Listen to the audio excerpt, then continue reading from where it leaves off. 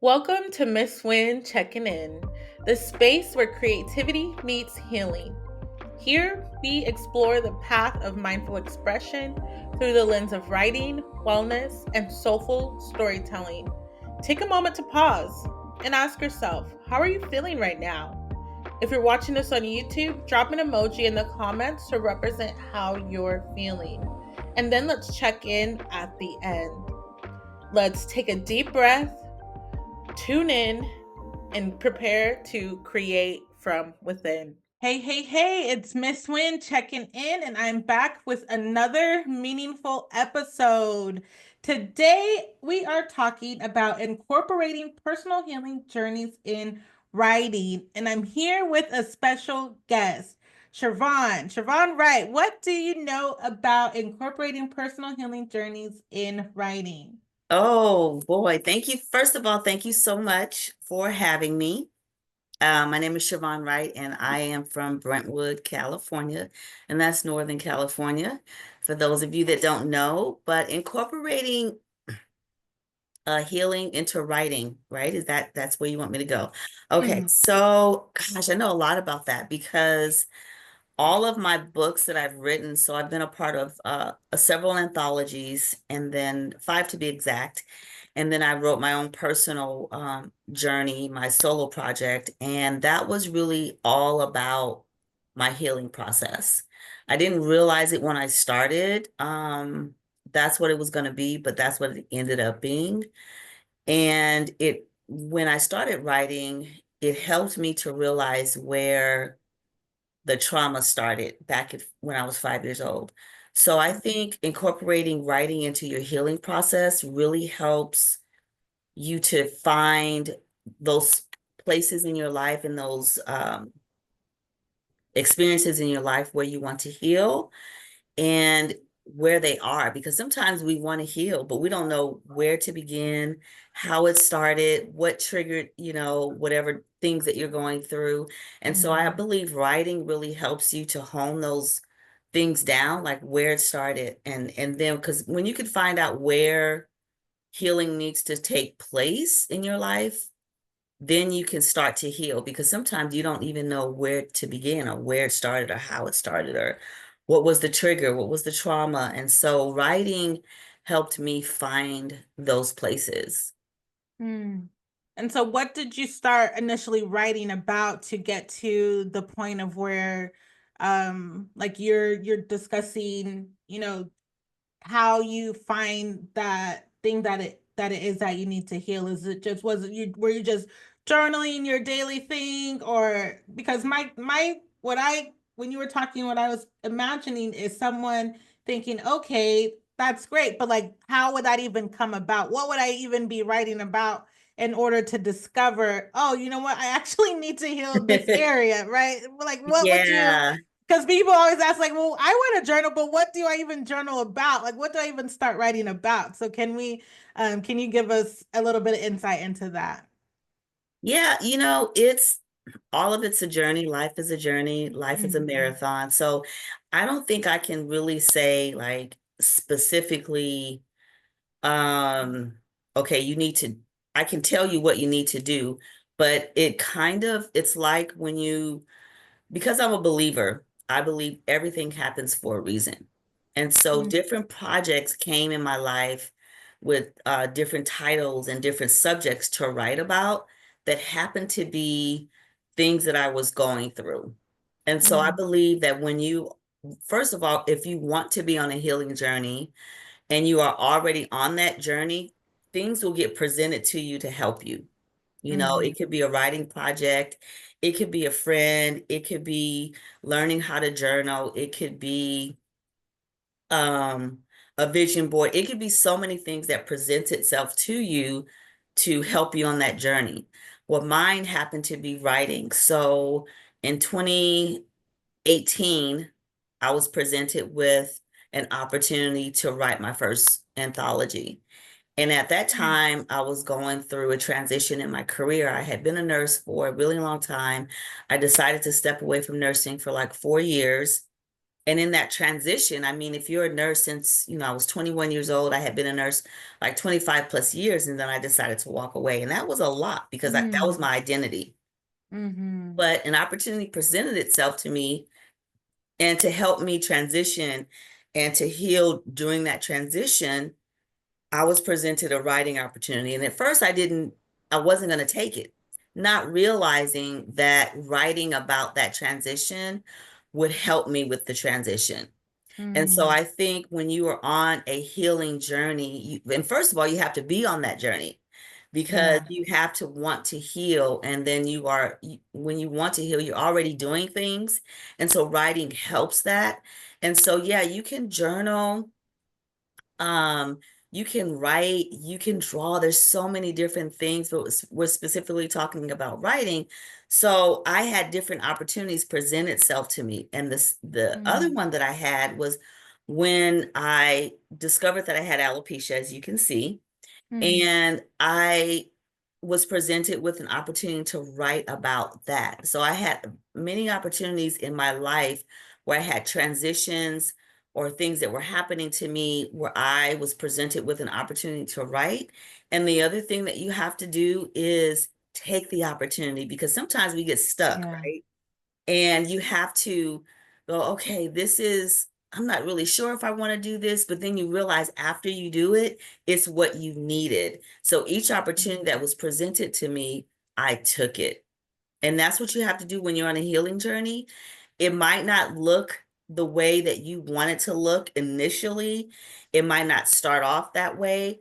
But when there's things that are presented to you, because you might get little nuggets, right, that come to Mm. you that help you on your way on your journey, and those little nuggets that I had with the anthologies helped me get to a place where I wanted to write my solo project, and that's where all the healing took place, is in my solo project. But I had to take the other opportunities that came along my way that were writing projects that were other things that I was going through, but helped me get to my end goal, which was writing about my personal journey.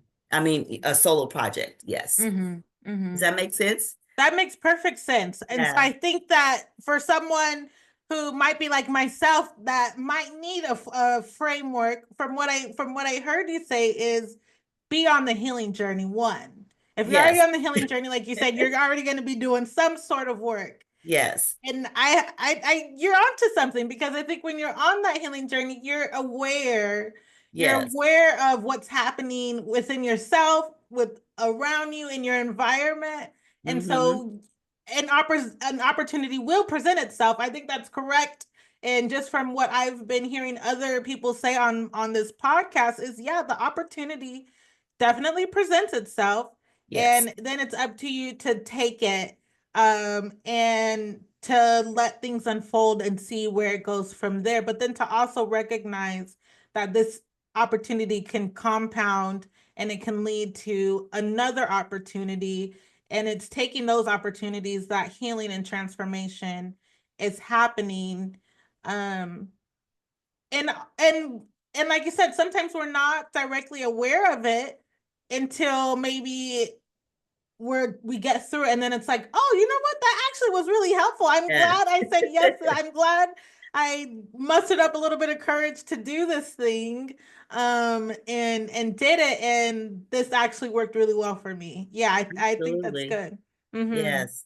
And then you have to also, with writing, journaling, some people like to record. So there's different ways that you can Mm-hmm. get out your feelings, eventually get them down in a book, so you have to find what works for you, if it's journaling every day or journaling once a week.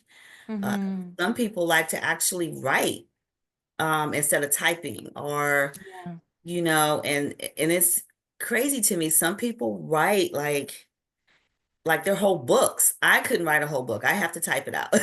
I can journal Yeah. in my prayer journal and all that, but actually to write a whole book, but some people do. Some Mm-hmm. people do. So you have to get what works for you. Yeah, I would say I am a mix. Something about it. I typically write in cursive because Mm. I can write in cursive and keep up with what's going on in my mind. And so sometimes I would prefer to like I'm the person that can start a book in just like writing it out because it's just like when it hits me, it's like, oh my God, I got to get this out. I don't got time to be Yes. fooling with this keyboard. Although I can type pretty quick, but then I'd be like, autocorrect gets in the way. Oh, I don't Oh, spell that yes, wrong. I know. Don't got time for that. I'm like, let me just write this out. And so definitely I'm a mix. But how have you or are you aware of this? Like how do you translate complex emotions from your personal experiences into narratives in your book, specifically talking about your solo project? Were there complex emotions that you had to describe? And then if so, how did you do that? Oh, yeah. When you're writing, you don't realize, like was saying in the beginning, sometimes you don't realize where those triggers are or where things are buried deep inside of your subconscious and creating the person that you are today, right? Because of past traumas. And so when I was writing and writing and writing, I realized that everything for me started when I was 5, but it Mm, didn't hit me until I started writing. And so I was able to, but when it does hit you, sometimes you have to take a break because it brings up all these emotions that you didn't know that mm-hmm, you had or that you buried. And so I would have to take a break from writing, but I was able to write the story because I was then able to understand where everything came from. So it made it difficult at sometimes, but easier sometimes because I was able to get it all out. And then it also helped me to recognize where everything came from for me, my abandonment issues, my fear issues, my mm, insecurities came from being left alone in this big house at 5 years old. And I don't know why I was left. I just remember being left there and it felt, at 5 years old, everything is big to you, right? And yeah. so it was dark, it was big, it was scary. And, even now talking about it, I can remember, which is so crazy to me, the feeling of Mm, fear and abandonment and confusion and not knowing why and and fearful. And so I grew mm, up very fearful, very shy. I didn't talk a lot, believe it or not. I didn't talk a lot. mm, And I'd never liked to be alone. So I made a lot of wrong decisions because I needed a companion. At least that's what I thought, in all the wrong mm, places. And I was made a lot of decisions based on fear. So when I started writing my book, it was like a light bulb went on, and I was able to really compartmentalize it, and then it helped me connect the dots throughout my journey, because then I understood where everything started. Because when you understand where everything mm, started, you can heal that place as you write and as you work through it, if it's through therapy, through writing, or whatever avenues you need. Once you find that place of where it started, you really can do a lot of work in healing in yourself, and you're able to write more mhm. clearly and about that place that you found when you're writing. Yeah, yeah. And that's something, as an author publisher myself, when I'm working with authors who are like writing a memoir, I say, okay, you're writing about this thing, you're writing, especially if they're writing about trauma, I'll say, well, have you healed around this? Are you better from this? Or is this Yes. something that you're still processing? Because believe it or not, if this is something that you're still processing and you're still kind of struggling with this, it's going to show up in your writing. You're going to want Mm, to be able to give advice. Yes, you want to, at least from my point of view. I could be wrong, but this is just how I think it should be done. And so, but I'm open to other perspectives. But one of the things is that I say with the memoir, when I read memoirs, it's more than just a story. I want to learn something. I feel like memoirs are also kind of like a self-help book. Like, teach me something. How did you overcome this thing? To me, memoir is like attached to resilience. So how did you overcome this? Did you grow? Did you learn from this? But if you're still in the same place, it's like, mm, I wonder if before you actually finish writing this book or finish publishing this book, that maybe you do a little bit more work. And And that's a great point. It's a great segue into what I was going to say is because that's exactly what my book is. It's a memoir, but it's also a self-help because I mm, take you through a journey of my life and all the things that I've gone through and have grown from, but I also leave you with how-tos and what I did to get mm, through that and some tools and strategies to help you get through that. So it's not just about me, dumping my whole life and just sharing with you everything that I went through and everything that happened to me, but I also show you how I healed mm-hmm, and the person that I am today and how it has helped me. And that's one of the reasons why it's interesting that you say that is because I do come across a lot of anthologies that are online and people are advertising, join my anthology, but I'm seeing a lot of, heal about trauma and about, things that I've overcome already. So I don't want to, I mean, I could write about it again, which is fine, but I want to write about where I'm at now, yeah. because I've already written about those places. It's like step stairs for me. I've gone through all that, and now I'm Mm-hmm. at a place of writing about empowerment and giving you tools and strategies to get over that, so I can share about it, but I also don't just want it to be about a story of my trauma because when you're writing in an anthology, you only have so much space, right? So you can't Mm-hmm. really give advice a lot of advice you can, but you're mostly talking about the topic that they're providing for you.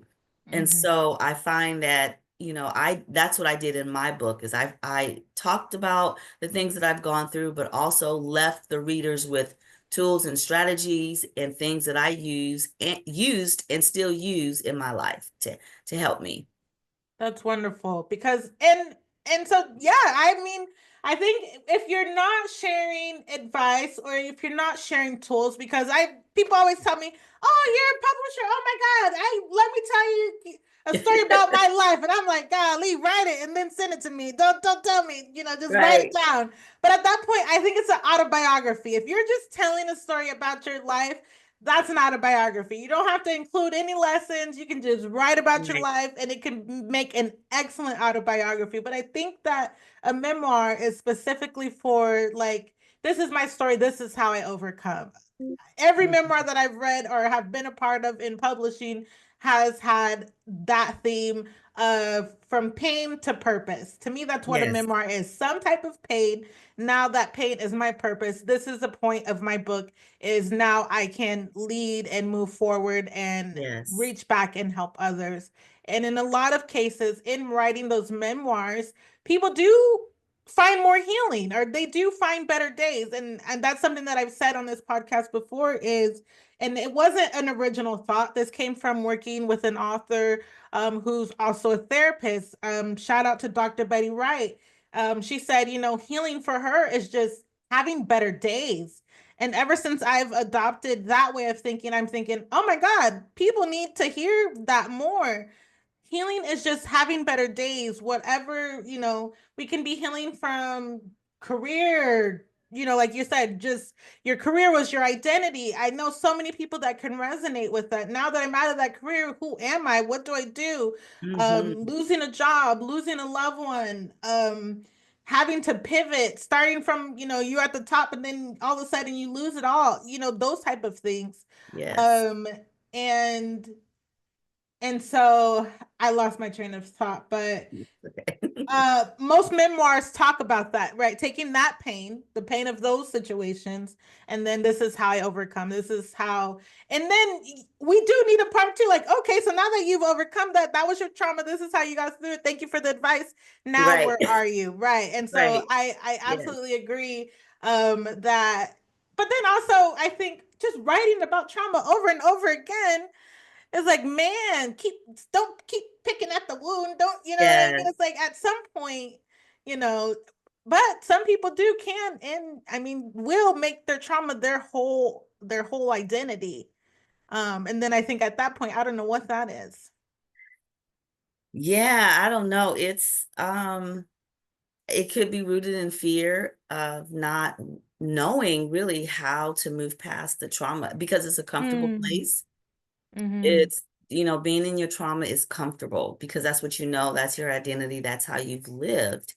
And then it's scary to look at your trauma because sometimes it's self-induced and sometimes it's not, you know, so you have Mm-hmm. to look at it and you have to, at least I believe you have to forgive people, you know, and so you have to be ready to do all that. You have to be ready to do the work. Yeah.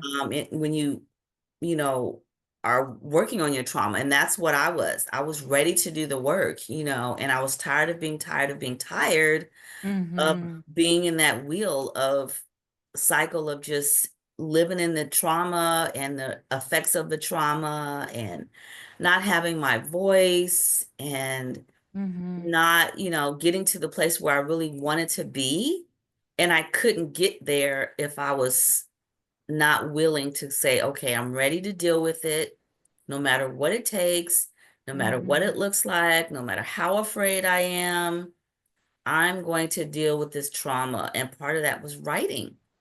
Part Mm-hmm. of it was writing. And then it just catapulted me into being brave and confident and bold and opportunities and things that I didn't think I would have ever done, but it would never have happened had I not decided that I was ready to heal and write Mm-hmm. my book.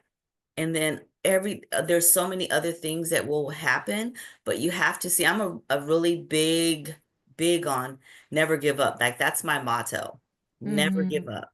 You know, as long as you have breath and life inside of you, you have another day to try to get it right, to try Yeah. again, to try something different, to start over. I don't care what it is, but as long as you are on this side of the planet, you have another opportunity to try to get it right and try Mm. something different. I am a big advocate. If it doesn't work, do something else. Yeah. Yeah, yeah. No, that's really important. And so I'm curious, when you were writing your book, did you find or face any challenges with integrating your real life experiences? Were there some things maybe that you left out, or did you kind of share it all, or can you talk about your writing process with that book? What is it Yeah. called, by the way? It's called Confidence Without Regret. There it is. Okay, there we go. Yeah, so Confidence nice. Without Regret, the butterfly experience, overcoming low self-esteem to living in your purpose. Hmm. And um I'm sorry, now I lost the question when I started talking about Sorry. Yeah, no, I said what challenges did you face when integrating your real life into your book and what challenges did I face integrating. Mhm. Hmm. None really, because Hmm. I decided when I was going to write the book, I was going to talk about everything. Okay. Because one of the reasons, because I'm all over social media. I'm a big social media, I wouldn't say influencer, but I'm getting there. And Mm-hmm. I'm on Mm-hmm. social media a lot on different platforms and people that have followed me over the years, you know, since 2000, I think 2009, I've been on social media. Mm. And but I didn't really start learning how to really navigate and use social media until like maybe 2016. So it took me a long time to really get Mm. comfortable in being comfortable with social media and really getting comfortable with just being present on social media. And so Okay. over the years, people have seen me grow and people that know me have seen me change and they say, "Oh, you're so confident and you're so this." And you know, because I share everything, my family, my friends, things that I Mm. do. And so people see everything and they're like, "Wow, you're amazing. You're so encouraging. You're this, you're that." And I wanted people to really see how I got there because Mm. I was really a shy person. I would call myself a um what do you an entrepreneur. I'm looking for a word. You know, a person that is addicted to drugs, but they're able to kind of function in life. I'm looking for that word, but I Like want a high high functioning. functioning. That's the word. So I Okay. was a very high functioning entrepreneur. Mm. But inside, I was fearful. I didn't think Yeah. that things were for me, and I Mm. functioned well. You know, I was Mm-hmm. trying all types of different businesses. I was very successful at them, but it just wasn't quite what I was looking for. So I was very high functional, but I was still like really shy and on the inside, but I was forcing myself to do things. But I just wasn't comfortable because I felt like I needed to expose myself, like talk about my Mm, fears, talk about things that I had gone through, because what people were seeing were the outcome sort of who I had become, but it wasn't really mhm, the real me. So when I decided to write my book, I talked about my drug addiction. When I was mhm, younger, I talked about abortions, I talked about divorce, I talked about molestation, I talked about my fears. I mhm, talked about it all because I wanted people to see that if I can overcome those things, so can you. And I'm still mhm, standing. I'm alive and I do so many things, and God has really blessed me. But so I was able to incorporate everything that I had gone through in my book because I wanted to share it with the world to let them see that I had overcome and mhm. that I just didn't wake up this person, that I just Right. didn't wake up being able to get on even a Zoom and just share, even though there's no audience right now. I know that someone Yeah. is going to see it and be able to talk to you and get in front of a group. And so I was able to incorporate all of that, but I was willing to share everything and put everything in my book. It could have been more. It's not as thick as I wanted it to be because it was my first Mm, solo project and I was still very not sure as far as how much I could put in here. mhm. Now realizing that I could have put more, but it would have been probably double the size because there's so much more and it might be a part two. I'm not sure. Mm, okay. But I was able to incorporate everything that I had gone through in my book to help everyone else that reads my book. That's wonderful. Yeah, Yeah. thank you. Yeah, that's really wonderful because I've and I think that that's just a way to do things. That's just another option because some authors say, "Well, no, I couldn't tell it. I couldn't tell it all," and I totally get that. I 100% get that. Some things I'm like, okay, maybe that's better left in your journal. Maybe that's better left, close to the chest. I don't know. We all Right, needed to right. know about that. But and then on the other hand, yeah, there's just that's another option is just I tell it wanted like to it release is. it. I wanted to release it and not Yeah, there have you go. any. For me, it was like, and I know Mhm. there's some things, I didn't say everything. Okay. The meat of everything around those different topics that I just mentioned that happened to me, I wanted to share those because there's so many women that go through those specific things that Yeah. people don't talk about, that people don't know that they have someone to go to. I mean, they Mm-hmm. don't talk about it in church. They don't, Mm-hmm. you're afraid to talk about it with your girlfriends because you don't want to be judged. Mm-hmm. You're afraid to put it out on social media because you don't know what people are going to think of your image, Mm-hmm. right? So I just said, you know what? I'm going to put it all in this book. And if you love it, you love it. And if you don't, you don't. Then I know where you stand. And Yeah. then I wanted other women to that had that desire to want to be like me and just say, I'm just going to put it all out there, Mm-hmm. and be okay with that because there are women out there, there are young girls out there that feel alone, that Mm-hmm. feel afraid, that feel like no one understands. And that's the thing that I grew up with. Nobody understands me. Nobody's gonna get it. Mm-hmm. So if there's one person out there that I could reach because I bared it all, then it was worth it for me because I know what it's like to feel alone. I know what it's like to Mm-hmm. not feel like you have anyone that understands. And mind you, I grew up with an extremely large family. Like my immediate family is like 60, and that's Oh like wow. cousins and like close family, right? Mm-hmm. But growing up not wanting to talk about these things and feeling like I had someone to go to, I didn't feel that Mm-hmm. way. And so I can't imagine not sharing my story when God got me through that and not allowing my story to help someone else. I feel like it's a dishonor to God because He helped me get through those things. He Mm-hmm. encouraged me to write it. He encouraged me to get over it. So I feel like, and it's personal for everybody, but for me, it was, God got me through that. So who am I not to share? I feel like it's a Mm-hmm. dishonor to him because he got me through it. And so I need to help someone else because now I'm a vessel to help Mm-hmm. someone get through those things. Yeah, yeah. And I think I'm thinking about just the total of all of my podcast episodes. This will be the last one, by the way. So this is the finale. This is the Oh, closing episode. So I'm so grateful to have you on. If you're like, thank why does she you. keep bringing up other people? That's why. Just kind of in reflection is, that and I wonder what it is. What is it about overcoming? And you said, you felt like it your relationship with God is a huge reason why you're now sharing your story, but I would like to hear from your own words just Mhm. why, because there's a lot of people that have gone through things that are not sharing their story, and they could, and I would encourage it.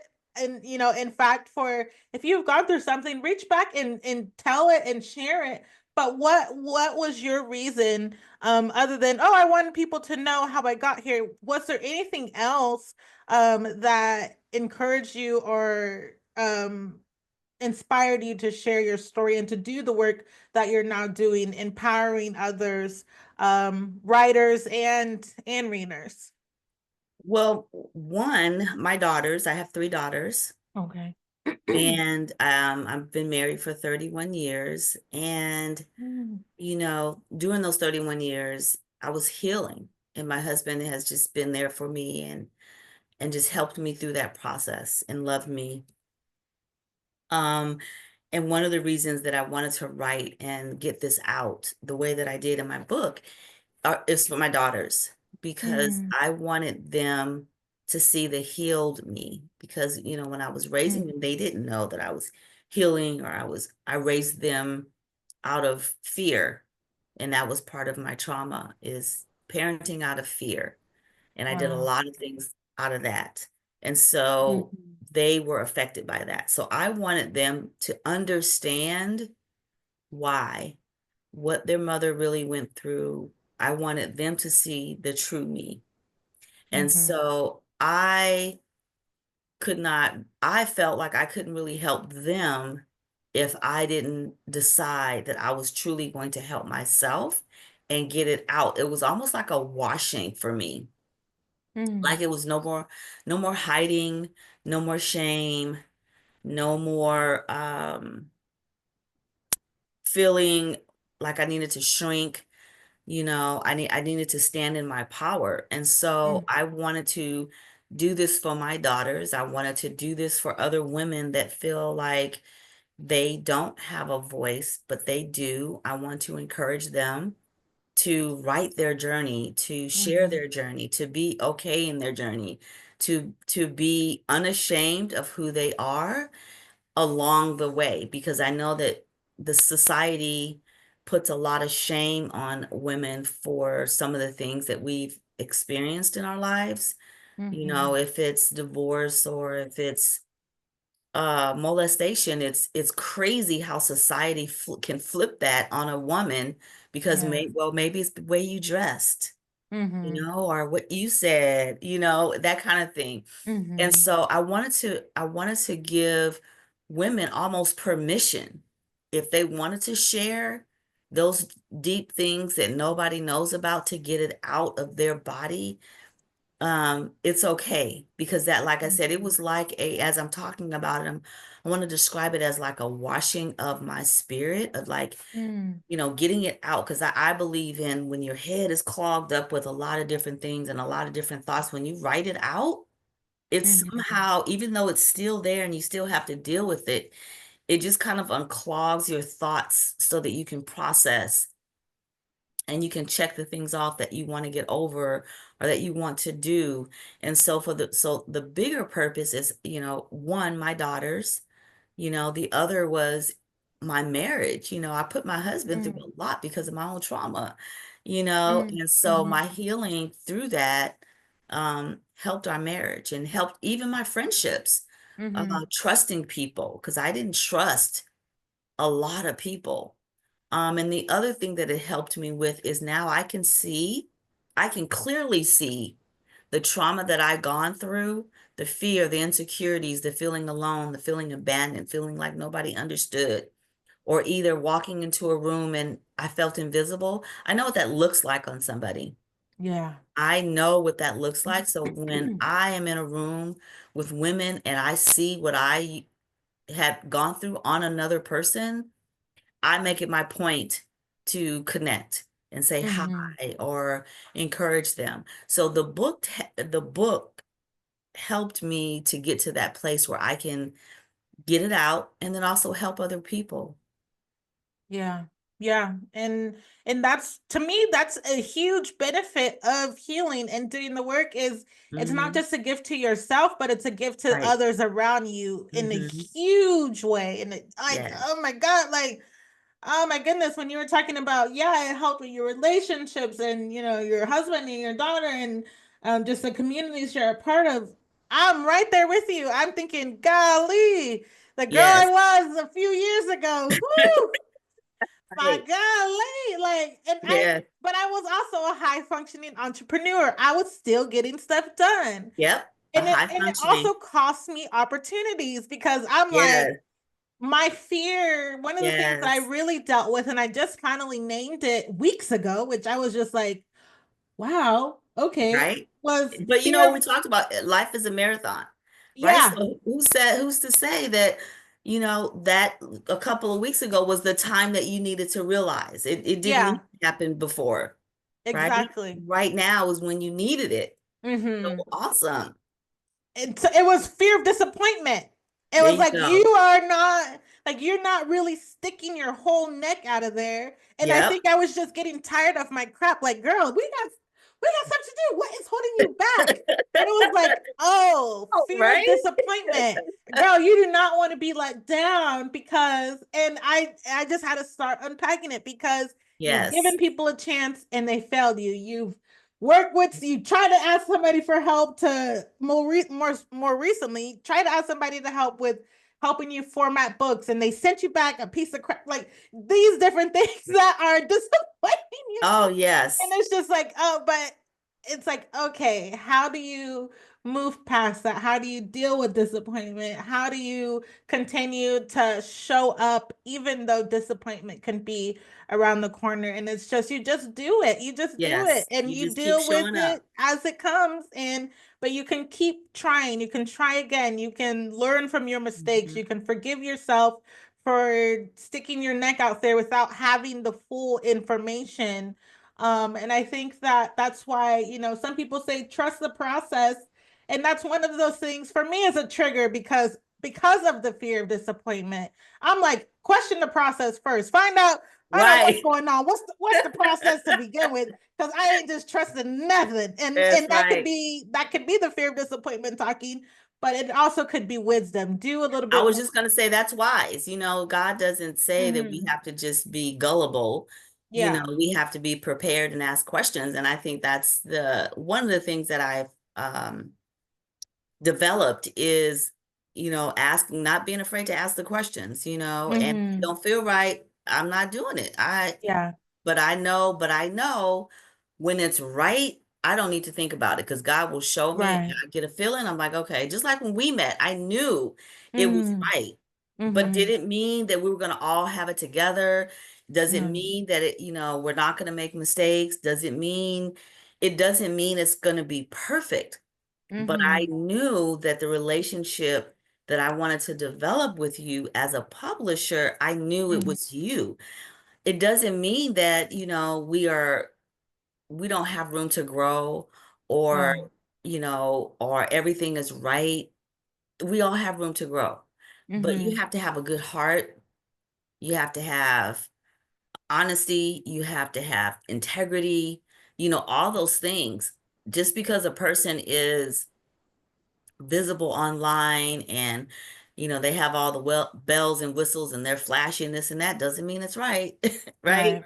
So Hmm. and I same way I've gotten disappointed in reaching out to people and things, but you can't let that stop you. I always look at Yeah. those things as growth and a learning lesson. What Mm-hmm. can I take away from this? What do I need to learn from this? And it could simply just be learning how to ask, like you said, more questions. Yeah. Yeah. Yep. Learning how to ask more questions and then trusting yourself. I will say through writing and through therapy, that was one of the biggest things that I had to learn was trust yourself and don't let people like try and pull the wool over your eyes. Sometimes Yes. we just know. Hmm. Some would say it's the Holy Spirit, intuition. Sometimes we just know something is off. A gut feeling, and we don't need to. I used to be the type of person like, ooh, this feels off. Like I'm hearing this, what this person saying, it seems off. But my curiosity would almost like kill me to like, well, let's see what is off about this, and then end up in a horrible situation. It's like, no, no, no, no, no. We don't have to drink poison to know that it's poisonous. Right. Like That's we right. can see it. We can fit, we know this. Somebody has already told us about this. We don't have to experience it ourselves to know that this is not right. And so that was Yes. something that I had to learn and go through is um trust yourself. Trust yourself a Hmm. lot and trust that even if you don't have the full story, if something just feels off, it in a lot of cases it is. It's Yes. probably off. Yeah. Yes. Yes. Mhm. Okay. Yes. Wonderful. So what else? What advice then would you give to writers who want to start incorporating their personal stories into their work? I would say just start writing, Mm-hmm. and you can later decide what you want to take out or not. But if you just start writing and just write everything that's in your heart, and try to, Mm-hmm. you can try to get it formatted, excuse me, in a way where it's, if you're going to do it for a book, you can format it. What I did was I started with my table of contents first Mm, and started writing from the title of the table, each chapter. So I wrote about each chapter, so it helped me to organize my thoughts. But then as I went along, I realized chapter 3 might need to be chapter 1, or chapter 5 might need to be chapter 7. So you don't realize the storyline until you actually start writing. So I would mm, encourage someone just start writing and just let everything out. If you want to take it out, take it out. But when you write everything, it's a healing process. And then you mhm. realize there's places that you didn't realize need to be healed. And then you get that healing when you're writing. And the other thing, not just the healing, but when you write, you realize how amazing you are. Like really. Yeah. Because you realize you're like, wow, I did that. Oh my God, I overcame that. I forgot about Mhm. that. There's so much that comes back to your mind and you realize, man, God has really gotten me through this. Man, I Mhm. am amazing. Oh my gosh, I can do this. You realize how empowering it is when you put your thoughts and your experience on paper and you read it back to yourself. Yeah. It is the most empowering experience, and I'm sure that you've had that experience when you write and you read back Mhm. to yourself what you wrote. You're just like, oh my God, Yeah. I can't believe this is me. Mhm. So Yeah. just write, just start writing. It doesn't have to be perfect. Just, however, if you write it out, if you on the computer or if you voice record it, there's so many different ways that you can get your thoughts out on paper. Um, and it doesn't mean that it has to be a book right now. It could Mhm. be a book whenever you decide. But if you start writing, it's the healing process to get you to that place where you decide if you want it to be a book.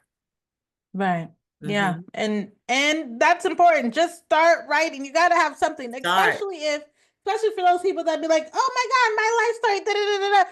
Write it out, write it out, Write write it it out, out. Yeah. write it out, write it out. And when you were talking about, yeah, looking, especially if you're someone who journals, picking them up every now and then and saying, "Wow, I overcame that." And you are right. That's something that every now and then I have to sit and look back and I started to try to do this every month, especially in business. What are my success stories? And intentionally Mhm. looking at that because I'm someone who's been on a healing journey for a while, and I make it a point every year to grow. I want to do better this year than I did last year, and that's something that I've had for a while. Well, with that, it's like I'm continually raising the bar. I'm continually looking for ways to grow, and it's like, okay, but like let's look at how you've grown, and let's remind ourselves Yes. when those moments when it looks like you're not growing, let's remember how far you've already come, and it's in those moments that I'm like, girl, like Right. I was looking at my own website the other day, like I would work with me. Like I would work with me if I was somebody else.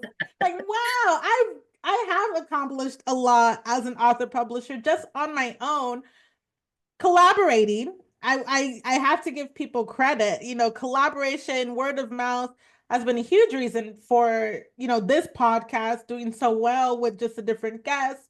My business, word of mouth, continues to keep me going. But something that another person had told me was, she said, Aurelia, it's easy to refer you because you do a good job. She's like, I'm not just, people don't just refer anybody. Like, if you weren't doing a good job, you know, we could like you, but we might not refer others to you. And so I Hmm. was like, oh, okay, well, that's good. You know, that's good to hear. But you know, especially if you're on a healing journey, my point that I was getting at is to stop and look at how far you've come. Remind yourself of how far you've grown, because there's always going to be another mark to meet, especially if you're Yes. someone that's like me, that's like, okay, every year I want to be doing better. I want to be doing better. You absolutely can, but don't forget that today you're already doing better. Right now, chances That's are right. you've probably healed a lot more than you Yes. realize, and just taking that moment to like honor your strengths as well as your weaknesses, not just focusing on your weaknesses, because that can create a level of difficulty for yourself as well. Just always focusing on the things that you're doing wrong. Don't forget about the things that you're doing right, because chances are it's a lot of them. Oh, yes. Yeah. Yeah. Okay. Let's see. As we close, we've been talking really about some really amazing things. Um, Speaking of growth, I would say, so looking back, then how has your writing about your healing journey impacted your personal growth? Can you give us a little bit about, I guess, just that, just your personal growth, where you started and where you are now? Ooh, personal growth. Wow, a lot. It has changed me to the person that I knew that I could be.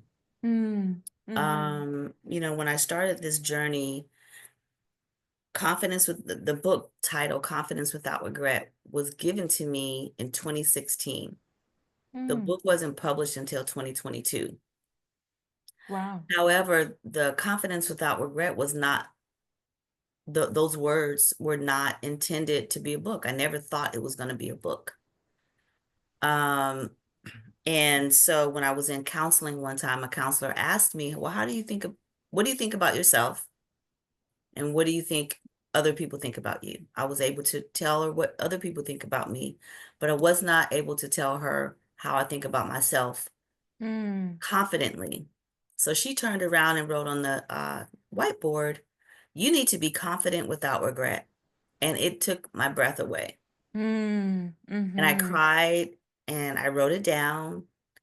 And I knew that it was going to be something that was going to change my life, those words, but I didn't know what. mm-hmm, And so it became my first brunch that I did to empower women in 2018. Then it became National Confidence Without Regret Day. So it's legally a name, it's legally classified as National Confidence Without Regret Day on March 16th every year. wow. It became my book title. I launched the National Confidence Without Regret Day. And now it's a movement. Mm, So it changed my life because, like I was talking about earlier, when you're on a growth journey and you decide that you want to grow, you have to take opportunities that are presented to you. So that mm-hmm, counseling sessions were introduced to me at work that I took advantage of. Had I not done that, we would not be talking. I wouldn't have a book. I wow. wouldn't have a movement. I wouldn't have Mm-hmm, any of this. I don't know where I would be. because those words changed my life. But it was a long journey getting there. And so taking those chances when you're on a journey to heal, you never know life is going to where life is going to take you. And I'm Mm-hmm. sorry, I lost my train of thought as far as the question. I went on a tangent about where I got the book from.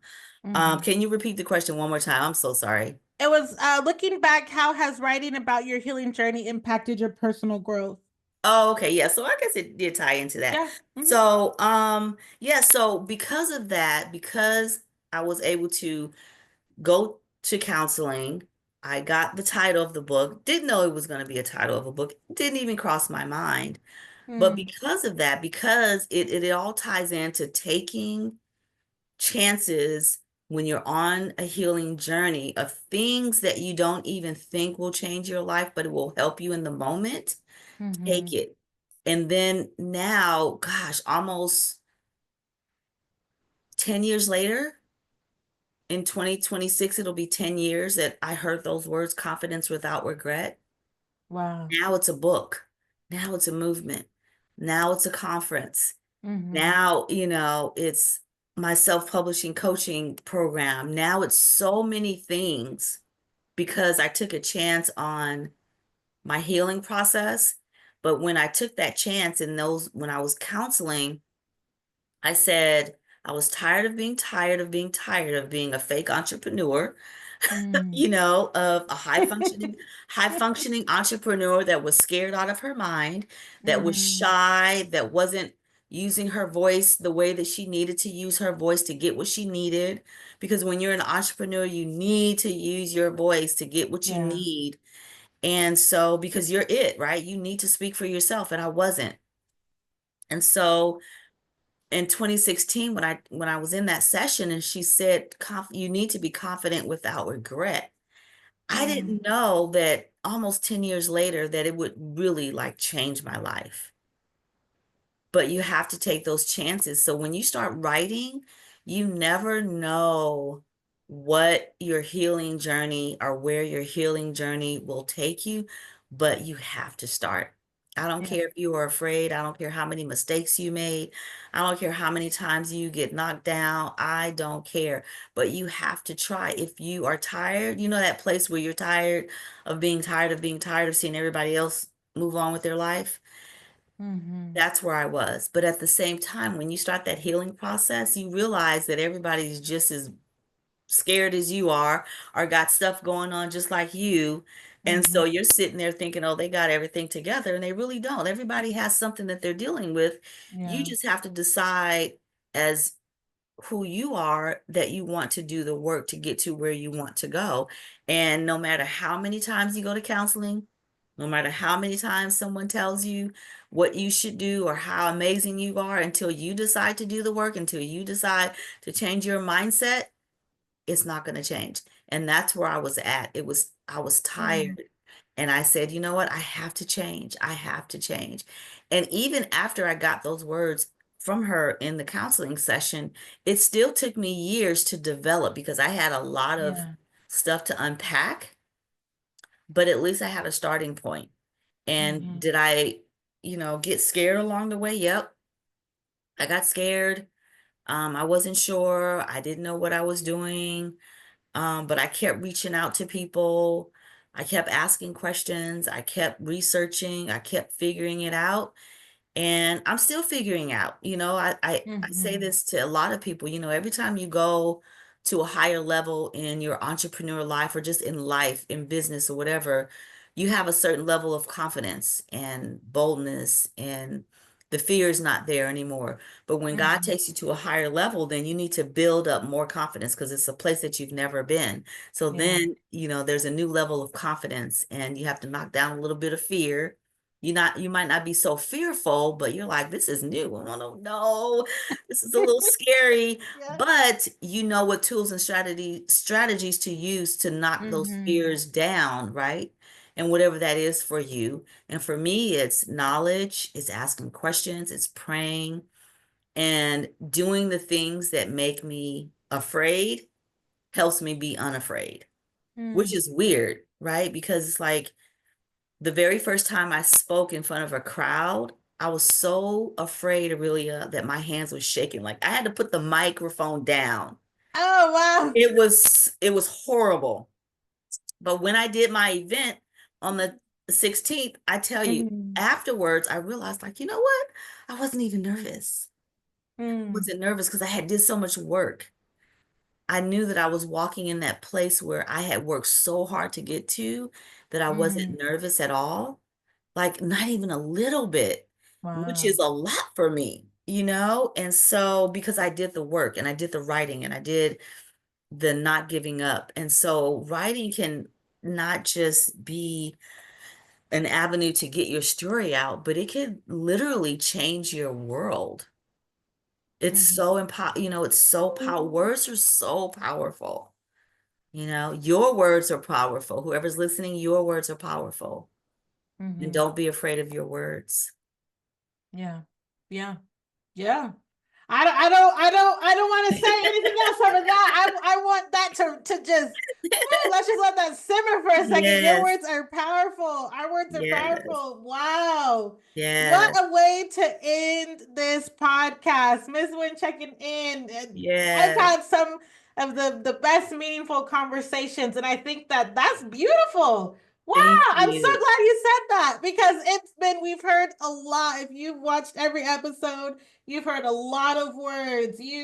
I mean, if you don't start working, if you're on the healing journey, and you don't start working on something, and you don't listen to a couple episodes, I don't know what else to tell you. Uh, I know. It's you right know, here, and that's what it is. And now it's just, they just have to take the leap. They yeah, have to start. I don't care if it's a postcard, a 5x7 card that you start writing on, just start. And I'm telling you, yeah, the crazy part, and you know this as a publisher and a person that has worked with authors, once you start writing, it just pours out. And you're like, oh yeah. my God, where did all that come from? Because it's in you and it's just waiting to get out. It's like, help me. I want to get out. I want to help you. Just write it. Yep. Yep. And I want to say I experienced that recently. I've told this story already, but I'm gonna tell it again. Yes. Um, just there was a period of time where I got off social media and I just was like, okay, I just need a rest. I said, okay, a month. What a month turned into almost 6 months. And but during that time I was writing. Like I have and I say this period that we're in by the time this podcast comes out, between April and May, Hmm. I will have published. I went from 14. No, I'm lying. I had to claim more books on Amazon. Altogether, I thought that I had only published 14 books until I started claiming all the work that I had done. I'm the type of person that I'm gonna write, publish, and it's gonna be out there, and I'm gonna talk about it later. But I never got to the talking about it later. Anyways, long Wow. story short, I've published 27 books.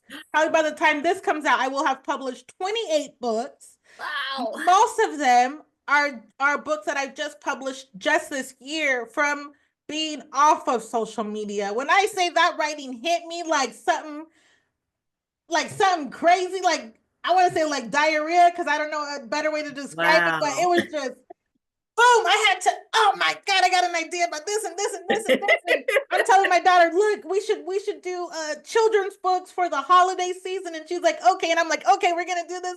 We started writing together. I'm like, oh my God. And it just hit me. But there was a period of time though, and I will say this, there was a period of time where I didn't have anything to write. And Mm. people call that writer's block, but I want to say something else that someone else had told me. Another podcaster said, it's in the void that things are being created. So honor, Yes. to me, that meant honor that writer's block. Let Yes. that be okay. It actually might not be a block. It might just be a pause. It might be a Yep. void where things are being created, where you're still experiencing life. And then there might be, if and chances are, just from what I know, being in this field for 11 years and then 7 years in my own company, is when that hits you, when that download hits you, when that idea to write comes, and if you're like me, you get the idea so fast, you got to start just scribbling out in cursive, and you don't know what the heck you done wrote, but you wrote down something. Yes, Yeah, it happens like that. Our words are so powerful, so and if you powerful. are experiencing a writer's block or a period of time where you're like, dang, I want to write something, I just don't have the words. Stop saying that. Say the Yep, words will come. The the words will words will come. The come. words That's will come. right. And lean into that because our words do have so much power to, Mhm. I believe it's a scripture, even to life and death are in the power of our tongue, in the power of our words. And so be careful of the things that you say, especially about yourself and over your own life. Yes, And yes, so, yes. wow. Well, this was good. Is there I anything know this is else? wonderful. The hour went by so fast. It went by so fast. Is there anything else that you would like to say as we close? No, I would just, well, yeah, I would first of all like to say thank you for having me. This was Mhm. wonderful. And I just hope that each of, anyone that's listening will take the time to listen to each podcast that you have on your website when it's up and loaded, that Mhm. I'm sure each author and person that you interview has so much value. And I know that the people that you had on, there's going to be a connection. Our stories are somehow intertwined. I know that we all had something Mm. different to say, but I'm sure how God works, he intertwines the things that you need, and so you have to listen to all of them to get Yeah. everything, right? So Mhm. I would encourage you all to listen to each and every podcast and take notes. You might not take away everything that you might not need everything that we said, but I'm sure there's something of what we said. There's a nugget, there's a couple points that you can take away. And then if you've ever um thought about writing a book, write your book. Write Mhm. your book. I promise you, you won't regret it. Mhm. Yeah. Yeah. And with that, hey, this was Miss Win checking in. This was the last episode of season 1 of Miss Win checking in. We'll see. Do you think we should do another one of these? Let me know in the comments. Reach out and let me know. Um, until then, sayonara, and I'll see you next time. Bye, everybody. Bye. That's it for today's check in. If this episode resonated with you, share it with a friend, hit that subscribe or follow button, and let's keep growing together. Hey, and if you're tuning in on YouTube, drop your after emoji in the comments and tell me what shifted for you. I'll see you next time on Miss Win Checking In, where creativity is a pathway to wellness.